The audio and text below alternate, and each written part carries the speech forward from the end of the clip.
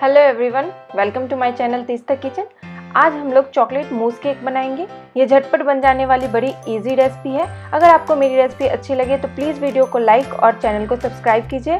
Bell icon को जरूर दबाइए ताकि मेरे वीडियो की सारी नोटिफिकेशन आपको मिले। तो स्टार्ट करते हैं।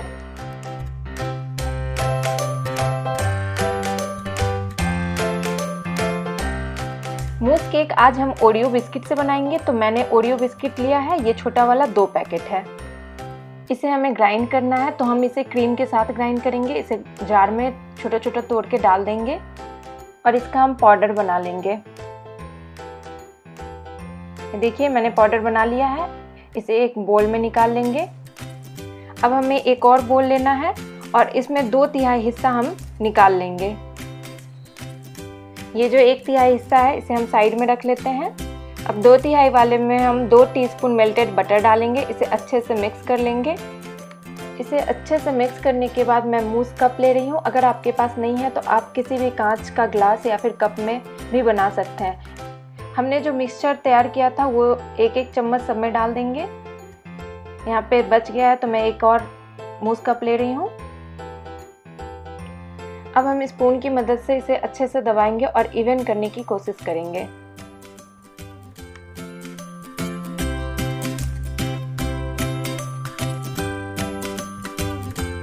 मैंने सारों को अच्छे से दबा लिया है। इसे 10 मिनट के लिए फ्रिज में रख देंगे ताकि ये अच्छे से सेट हो जाए। नेक्स्ट प्रोसेस में हमें चॉकलेट को मेल्ट करना है। डबल बॉयलर की हेल्प से इसे मेल्ट करेंगे। तो एक पतीले में मैंने लिया थोड़ा सा पानी। इसके ऊपर हम एक बोल डालेंगे जिसमें मैंने छोटे छोटे टुकड़ों में कटा हुआ चॉकलेट रखा है। ये डार्क चॉकलेट है। आप चाहें तो इसे माइक्रोवेव भी कर सकते हैं, पर ध्यान रखना है कि चॉकलेट जलना नहीं चाहिए। फ्लेम को मीडियम रखेंगे। जैसे ही चॉकलेट मेल्ट होना शुरू होगी हम इसमें 1/2 कप व्हिपिंग क्रीम डाल देंगे। अब इसे मीडियम फ्लेम पे ही मेल्ट करेंगे। एक और तरीके से आप इसे मेल्ट कर सकते हैं। क्रीम को गर्म कर ले और चॉकलेट में डाल दे, इससे भी मेल्ट हो जाएगा, पर उसमें क्रीम जलने के चांसेस ज़्यादा होती है। सबसे सेफ तरीका यही है चॉकलेट मेल्ट करने का। ये देखिए हमारा चॉकलेट मेल्ट हो चुका है। इसकी कंसिस्टेंसी देख सकते हैं आप। ये ठंडे होने के बाद थोड़ी सी और जम जाएगी। फ्लेम को बंद कर देंगे और इसे ठंडा होने देंगे। तब तक हम क्रीम को व्हिप कर लेते हैं। इसके लिए एक बोल में हम डालेंगे 1/2 कप व्हिपिंग क्रीम। अब इसे हैंड ब्लेंडर की मदद से स्टिफ पिक आने तक बीट करेंगे। स्टार्टिंग का 1 मिनट हम इसे लो स्पीड पे, फिर हाई स्पीड पे हम इसे बीट करेंगे। क्रीम हमारा अच्छे से व्हिप हो चुका है। अब हम इसमें मिला देंगे जो हमने 1/3 कप ओरियो बिस्किट का पाउडर बचाया था। इसे हम क्रीम में अच्छे से मिक्स कर लेंगे। स्पैचुला की मदद से हम सारे क्रीम को एक साथ कर लेंगे। अब हम एक ग्लास लेंगे। मैं यहाँ पे एक पाइपिंग बैग का यूज कर रही हूँ जिसे मैं आगे से काट ले रही हूँ। इसे ग्लास में डालेंगे और इसमें क्रीम को भर देंगे। इसे मैंने फ्रिज से निकाल लिया है। अब हम इसमें व्हिपिंग क्रीम को डाल देंगे। अगर आपके पास पाइपिंग बैग नहीं है तो आप मिल्क के पैकेट में भी भर के कर सकते हैं, नहीं तो डायरेक्टली आप स्पून से भी कर सकते हैं। इसी तरीके से हम बाकियों में भी क्रीम भर देंगे।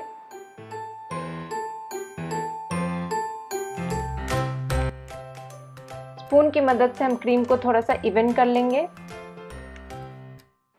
इसमें आप देख सकते हैं थोड़ा सा गैप है, तो इसके लिए हम इसे 2-3 बार टैप करेंगे और ये देखिए गैप भर गया है। इसी तरह से बाकियों को भी कर लेंगे। सारे को अच्छे से टैप करने के बाद हम इसके ऊपर डाल देंगे क्रीम और चॉकलेट को जो हमने मेल्ट किया था। ये अब ठंडा हो चुका है। मैं इसे मूस कप के ऊपर तक भर रही हूँ। ऐसे ही बाकियों में भी भर लेंगे।